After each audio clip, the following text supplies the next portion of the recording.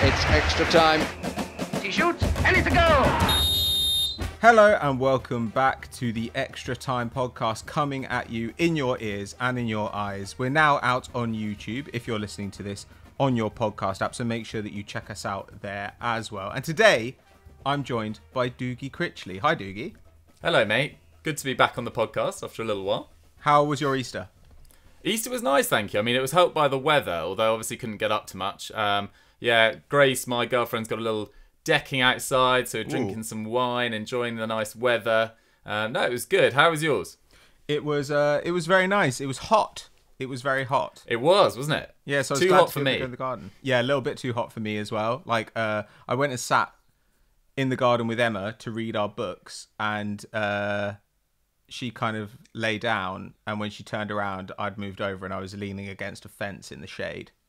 Fair enough. I don't deal well with the heat, but anyway, we've got some hot transfer rumours for you today, and that's what we're going to be discussing. So, obviously, season is paused, but the transfer window remains on the horizon. And according to Marca, Real Madrid have got a Real Madrid have got I was going to say fun, but I'm not sure I understand this one. They have a plan to rebuild their front line, let's put it that way, over the next couple of summers.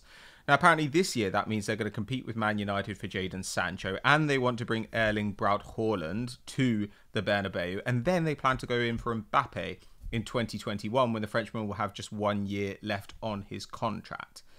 What are your initial thoughts on this, Dukes? Because right now, it's been a little bit dry, so to be honest, I welcome Real Madrid doing a madness in the market. Yeah, I think it'd be fun. I mean, once again, they obviously spent a lot of money last summer as well, so I don't know whether this is just entirely paper talk. But having said that, you know, Benzema can't go on forever. I think he's 33 in December. And whilst he has been absolutely superb since Ronaldo left, really, and really, you know, taken on that attack almost single-handedly at points, you know, they do need to start thinking about the future without him. So Haaland would seem like a good option, but I can't really see why Dortmund would be willing to sell him only 6 months of having him. And then as for having Sancho the following year, I think that's a really good move. I think he's, you know, arguably been one of the best players in Europe this season, not just young players, best players in Europe this season. But if they're going to do that, what does it mean for the development of Vinicius Jr.? What does it mean for the development of Rodrigo? Yes. Particularly with them all, those two favour the left, but then you've also got to integrate Hazard into the side, who hasn't really hit the heights you'd expect this year, mainly down to injury. You've got Asensio coming back from injury as well. So for me, I'd probably prioritise a number 9, although what does that mean for Jovic, and a midfielder over Sancho this summer or next, really. I think they're quite well stocked in wing talent. So I'm excited by the prospect like you, because it will just, you know, it would be a fun summer and a lot of action, but I can't really see it happening in reality. No, me neither. Or at least I kind of hope it doesn't. But I think Real Madrid's moves generally don't quite make sense to me. I mean, the Pogba thing, like, is Pogba great? Yes. Would he be great at Madrid? Yes. Is he a sensible use of their money? I'm not really certain. To me, the obvious thing here is just go for Mbappe. Like, Mbappe is the only player in the world who's going to give you something akin to Messi and Ronaldo. You know, he is going to be that guy who will make your attack world class, whatever else is around him, for the next 10 years.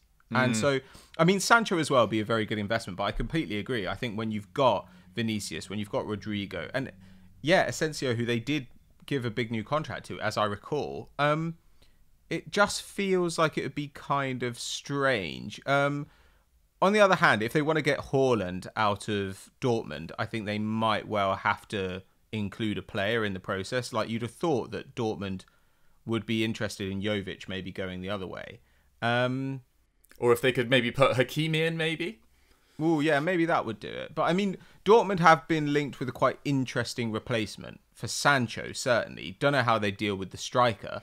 But the rumours of Ferran Torres from Valencia to Dortmund. What do you think of this?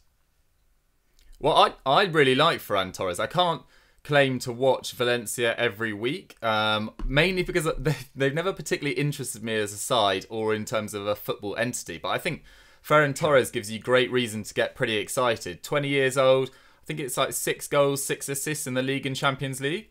So obviously that's a massive downgrade on Sancho's output. And he is, I would say, arguably 2 years behind Sancho in terms of his development. But he does look really exciting. He's like very good in a one-on-one situation. He's got all the skills. He doesn't have all the sort of light-out pace of a Sancho or an Mbappe that we've talked about. But his close control looks excellent. And his ability to beat a man is still really good without having that express pace. And I think he's been one of the most exciting sort of emerging players in Europe this season. Although he has been on the scene for a little while. I think he was the first player in La Liga to feature in La Liga born after the year 2000.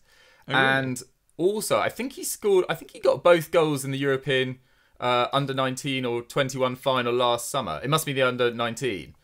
So he's been on the scene for a little while, but I'm not sure I don't know what sort of price it would be. I don't know whether Torres can instantly replace Sancho. I'm not sure whether you need to get Torres and another attacker, particularly with their forward line already a little thin in certain areas, particularly having sold, or did they loan Paco Alcacer? I can't remember now. So there's definitely, a bit of work for Dortmund to do, but I can't really see them letting Haaland go this summer if they're potentially losing Sancho as well. So I'm a little bit sceptical.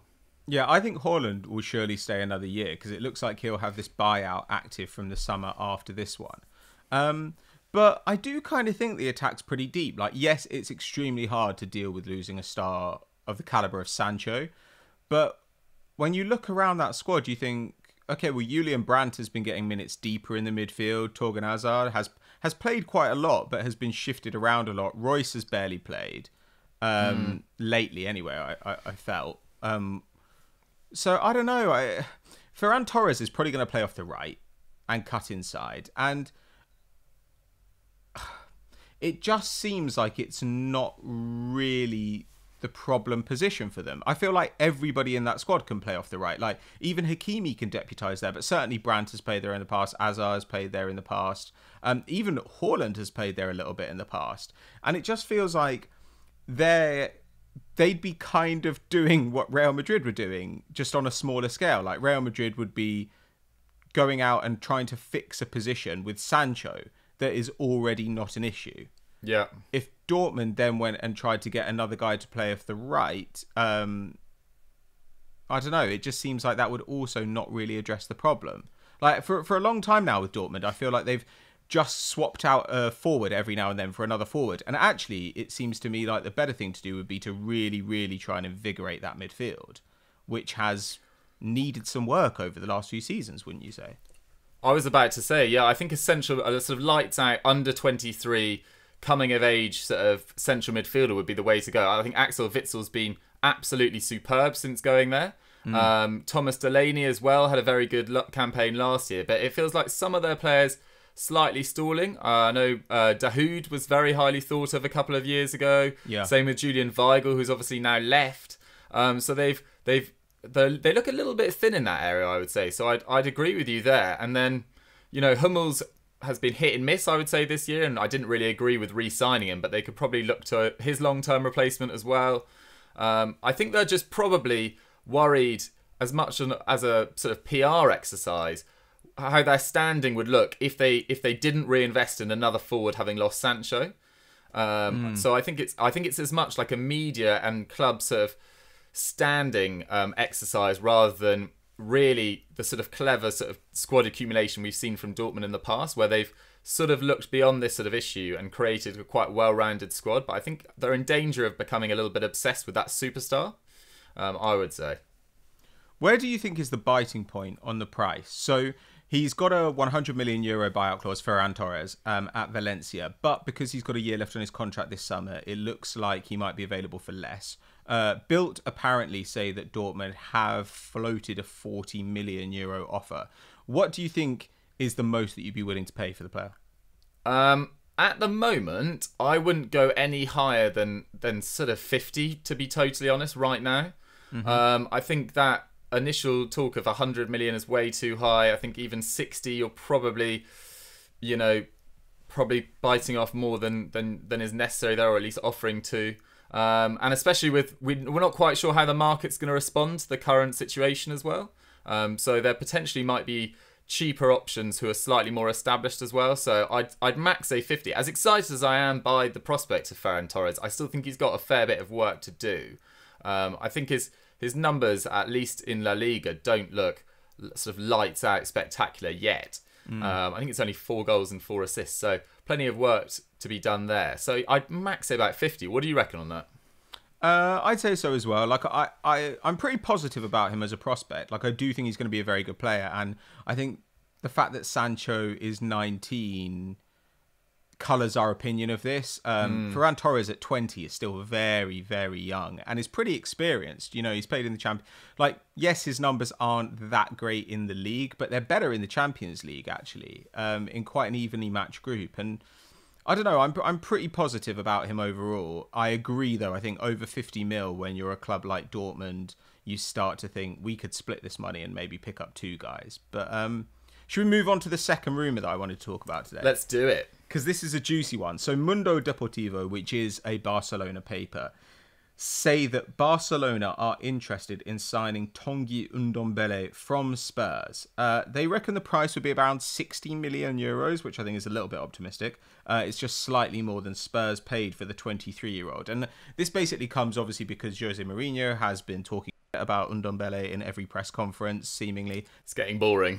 Especially after that round of 16 exit. And I think it says a lot about how good Mourinho is at this, that people are kind of being taken in by it. I think when he says, you know, Ndombele, oh, he's lazy, he needs to overcome, like, when he's in pain, he needs to learn to play through it. I think there are loads of people now talking about him in that same way. Whereas actually, I think he's been fantastic since he's been in the Premier League. And I certainly wouldn't be looking to sell him. What do you reckon?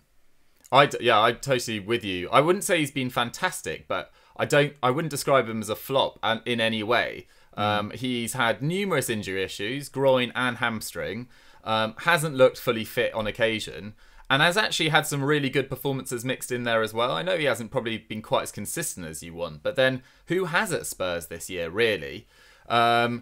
And, you know, the game against Villa comes to mind on the opening day of the season. He sort of changed the game then. He had a very good game against Norwich around Christmas, I seem to remember, in a sort of crazy, I think it was 2-2 in the end, which just sort of sums up Spurs under Mourinho so far. And yes, he hasn't probably quite looked as good as he did in his last year at Lyon. But I think he's adapting to a new country, he's adapting to a new system, he's adapting to a new club. And it was really quite a tough ask for him to replicate that immediately. And then it doesn't really help with Mourinho breaking government sort of guidelines, rules, and taking him for a personal training session near his barn at home, and he gets even more criticism. Like, I don't think that's very good man management either. So no. I don't know why you buy a 23-year-old midfielder who was one of the best young midfielders in the world last year and give him, what? He's probably played 15 to 20 Premier League games? Mental. Well, it's not even that. I mean, I think he probably has appeared in that many games, but he's only played 950 minutes in the Premier League. Even less than I thought, yeah. I think it's of a possible 2,600, so roughly a third of the minutes. But his stats look absolutely ridiculous. I mean, he's completing nearly 4 dribbles a game from central midfield.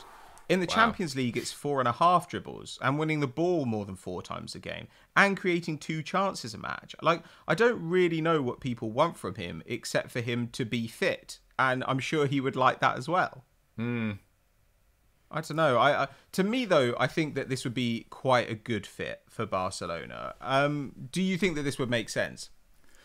Yeah, I think it probably would long term. I don't think they've got their midfield balance right, and I think there will be big changes to their midfield in the next, probably this summer.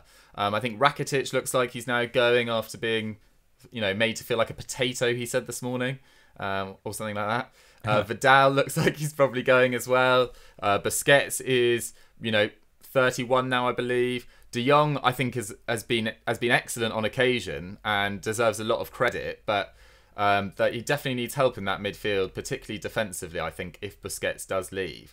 And Ndombele can do that role. I just want to see him freed up a bit alongside a destroyer. So I think they probably need... I don't think Arthur's ready to play in that defensive role either, and that doesn't really suit his style of play either. So they probably need a couple of midfield additions, and Ndombele would certainly fit that bill. But it looks like they are once again, going for that glory signing of Neymar or Lautaro Martinez, when I'd actually prioritise probably their midfield this summer, at least. And I think Ndombele in a Barca shirt, I mean, what a turnaround from being sort of vilified by the English press already, or at least heavily criticised, to playing for Barcelona in a year. And I bet he proved them all wrong as well.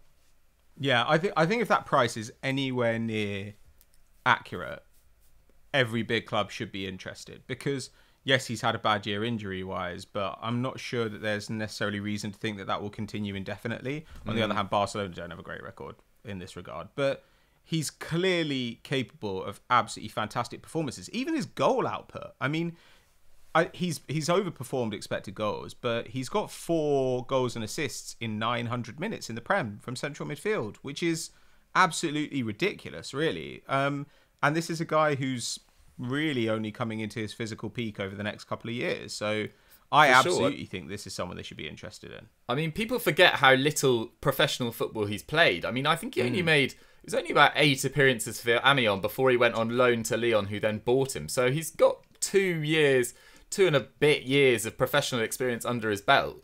And I remember reading a really interesting, I think it was Athletic article, basically saying that he's always been a phenomenal player, technically, but didn't really know how to use his physical gifts that effectively. And it was only in... The coaches at Amiens had a word with him and basically just sort of instructed him where to be, when to dribble, when not to dribble, because he had the ability to dribble from anywhere. And so he's really still learning his trade. So Spurs, do not get rid of Ndombele. You've got the makings of a really good midfield there. And this would just be throwing it away, I think. Completely agree. So we've pretty much dealt with that then. So I've got some other quick transfer rumours that I want to chuck at you. And I want just a simple yes or no. Would you do it, wouldn't you? From the point of view of the buying club. Okay. Sure. So, Alfredo Morelos to Atletico Madrid. Absolutely not. This is barking. I mean, I think we mentioned it briefly on Continental Club as well. I don't understand the logic behind this. I think Morelos looks like a very competent... I think he could play in a top 5 league, but in the lower half of it probably. I'm not sure he's ready to make the difference at Atletico Madrid, in a club that desperately needs to either rethink their attacking philosophy or offload, the likes of Diego Costa, etc. I don't think Morelos instantly improves them in the way that, someone like, I don't know, like a Maxi Gomez from Valencia would, or another, fantastic striker and sort of development of their wing strategy as well, because they have looked quite isolated in attack this year, and I don't think Morelos is the answer in any shape or form. Completely agree. Igalo to Man United permanently. See, I would prioritise... I've been thinking about this a bit because I thought it was a really interesting question when I saw the script. And I think I would definitely go to sign Igalo permanently, bring in Sancho and not sign Kane. So I prioritise the signing of Sancho over Kane by a distance. Yes. And if that means that you have to go with Igalo, then go for it. I think he's actually looked surprisingly very good. And he's clearly incredibly passionate about playing for Man United. He absolutely loves it. He's just like lapping it up. And that attitude's sometimes quite infectious in any walk of life, be it like an office, a squad or whatever. So Igalo permanently, if it means that they've got more money to sign Sancho. What do you reckon, Pat? I think it depends how much he costs. Apparently he'd have to drop his salary from 300k a week to 100k a week. Sure. So I worry a little bit about his age and how long a contract I'm going to give him, but absolutely I think that Man United's focus this summer should 100% be Sancho. And if they can get him, I don't think it matters who's playing in attack with him. Like if you've got Sancho, Martial and Rashford, who cares about the rest? Like that's totally fine. For sure. Hard with agree. Dan James and Igalo on the bench as well. I think that's fine depth for a top 4 challenge. Agreed. Luka Jovic to Arsenal. I like this rumour a lot, particularly if you lose Aubameyang. I think you could get him either on loan or comparatively cheaply. I feel sorry for Jovic because he's been competing with Real Madrid's best outfield player this season in Benzema, And yes, he hasn't really taken his opportunities when he's been given them, but he hasn't really been given that much. I think he's about 18th or 19th in Real Madrid for minutes. And his form at Frankfurt the year before, he deserved to move to Real Madrid on the back of that season. I think it was 22 league goals or 17 league goals, 22 overall. A ridiculous amount of shots, really fast, really powerful, great anticipation in the box, really good movement. He looked pretty complete. And he's just been unfortunate to go up against Benzema. I'd be surprised if Real Madrid want to let him go permanently already, because he hasn't played too badly. He's just not really been given the opportunities. He hasn't established himself yet. So if you could get him on loan for a year and prioritise getting a centre-back, then I think that's pretty good business. I mean, you'll obviously have a more vested opinion than I will, Pat. Yeah, I would definitely do this. I mean, if you can do this, do this. If you can get any young quality striker into Arsenal with Aubameyang going out the door, I think you have to. And I don't think Arsenal are getting Timo Werner. I don't know about Osimhen, but I think he'd be probably too expensive and maybe there'd be too much competition. So this to me feels like a potentially doable deal. And I'd rather get Jovic than Osimhen, I think. Yeah, I think so as well. And this is exactly it's actually the kind of thing Wenger would have done. I think it makes a lot of sense. So just a couple more. Kingsley Coman to Barcelona. Apparently, if they cannot get, I don't know, Martinez or whoever else they're interested in, I don't care anymore. Yeah, I saw this one. They're also apparently considering Bernardeschi as well, which would be quite interesting. And apparently they nearly had a move for him sealed up in January as well. Bernardeschi, that is. But I'd go for Coman over Bernardeschi for me. I'm not really sure that they should go for another winger necessarily. I'd probably go for that long-term Suarez replacement at number 9 this summer, which Lautaro Martinez certainly would be. I'm not sure whether you throw another young emerging winger into the books who has had his injury issues over the years. It sounds a lot like Ousmane Dembele to me already. But I saw that the fee was around 55 million euros. So if you can't get any of your other options, then maybe consider it. But I don't think it's a necessity, to be honest. Yeah, agreed. 2 more. Come on. Let's hit these. Onana to Chelsea. What are we saying? I mean, they should have got him last summer, really.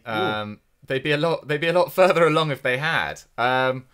I feel like there's always going to be a premium price on anyone from that Ajax side of 2018-19. I think he won't come cheap, but yeah, they need to replace Kepa with a matter of urgency. It would be the first thing I did at Chelsea if I was Frank Lampard. Yeah, agreed. And last one, Grealish to Everton. I don't really get why if you're Jack Grealish you move to Everton, to be honest. I think you can do better. Surely, Spurs probably won't be interested anymore. They've got quite a lot of depth in that area, but I'd hold out for a better deal, to be honest. I think Arsenal might be looking for a number 10 if Ozil moves on, although I doubt they'd go for Grealish. But you could definitely try and get to Man United. They're stupid enough to sign Bruno Fernandes and Jack Grealish in the space of 6 months. So Everton, no. Agreed. Again, this is annoying. We actually agree far too much, Dougie, but you're talking a lot of sense today. Or maybe I've just been softened by I think you've been softened by the virus. Yeah, all that. So I think that's probably all we've got time for today. We've pretty much exhausted all the transfer rumours that I could find. Thanks very much for coming in, Dougs. I appreciate it. No worries at all. I'm really sorry if my video's been slightly pausey as well. I am hotspotting off my phone, but there's something about this Wi-Fi down in South London. I just can't get to grips with it. But yeah, hopefully you guys enjoyed it. About 2 minutes ago, I realised that my mouse had been on my screen being recorded. Oh, you've been doing a Chris Hamill? I didn't have it on my face, which is what Chris Hamill did. And I've copped to it, so also different. But yeah, thanks very much for joining us. And thank you to you, whether you're listening to this as a podcast or you're watching it on YouTube. If you aren't subscribed to our YouTube channel, make sure that you do go and subscribe. Drop us a like if you've enjoyed this and a comment below for what we could do in future videos. And please subscribe to the podcast as well, because we would really, really appreciate it. And once we go back to normal, we will have different content out there. So thank you very much. Dougie, is there anything that people should do after this? Why don't you go over to Euro Football Daily, check out lots of our recent videos. Pat wrote a very good scout report recently. McCubbin did a great one on... Oh, Pat's was on Nagelsmann. McCubbin did one on fullbacks and how they are dominating world football. So there's loads of good content on Euro Football Daily. That's a shameless plug for that side. FD2, if you fancy it. Cool. Thanks very much for watching. We'll see you next time. Bye. It's extra time. He shoots, and it's a goal.